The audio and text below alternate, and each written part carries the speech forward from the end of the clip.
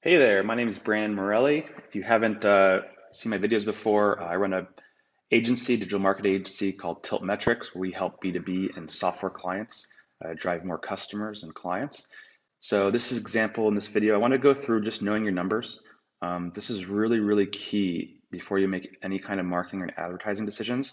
So you know what's success, what's not, right? So everything we do here is very data driven and it's data backed. So we want to know what's the return on the dollars that are being invested and what's that coming back to the customer in terms of leads and sales. So in this example, there's a few things we really, really want to know. We need to know. So one is we need to know what a client or customer is worth to your business. So let's assume you're in financial consulting.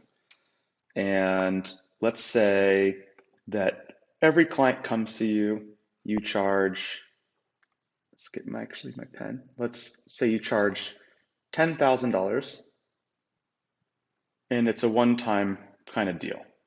So, or let's say the average kind of contract value is $10,000, however you bill it up. So everybody you get in, they are worth 10 grand to you. So let's then assume that, working backwards, that out of every 10 leads that come in, and let's call these qualified leads, right? Somebody who wants to hop on a call with you, learn more, they're really interested. Let's say, 1 out of 10 of those you get assigned into a client.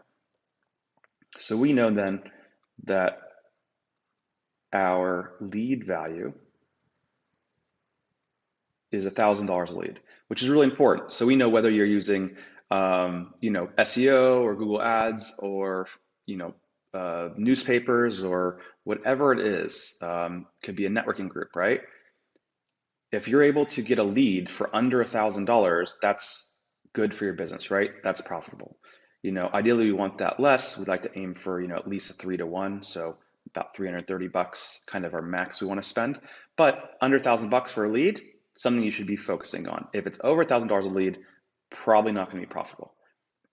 And then we go back even one step further. So we say, okay, if your visitors to your website, if 1 out of 100 contact you as a lead, right? So 1 out of 100, then we know that a website visitor to you is worth $10.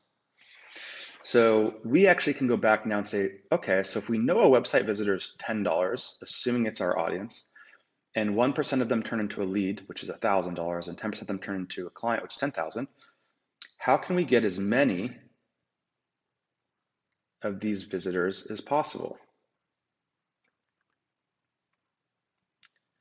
And this is where you could focus on, okay, we're going to drive SEO. We're going to drive Google Ads. We are going to drive maybe social, maybe LinkedIn, right? And we know that if we can get our cost per click, so if our CPC is less than $10, this is a pretty solid funnel. This should be a profitable funnel for us. Ideally, in this case, what we aim for here is we actually want to aim for, under $3. And once we know this, and it's getting a little messy here, but once we know this, if we want to be profitable at $3 a click, well, we can start to go through, and this is for a later lesson, but we can go through and say, okay, well, SEO can probably do that. PPC maybe, what are our keywords? If our keywords in Google Ads are $10 a click, this doesn't work. Google Ads is not an option unless you have a higher dollar value here, or you can find cheaper keywords here. And then you may say, okay, SEO is the option, but LinkedIn, right? That's 20 bucks a click, just not going to happen. So normally we get clients, who start saying, I want SEO, or I want PPC, or I'm looking for, run Facebook ads.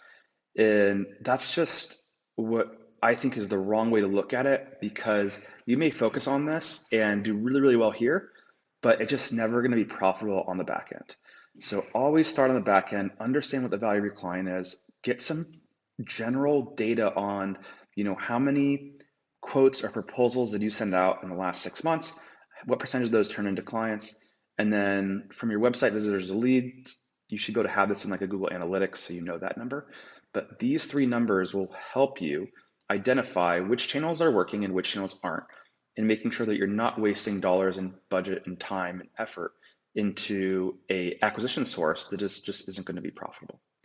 So hope this is helpful. If you have any questions, please leave it in a comment, either on YouTube or Facebook, and we'll see you guys again soon.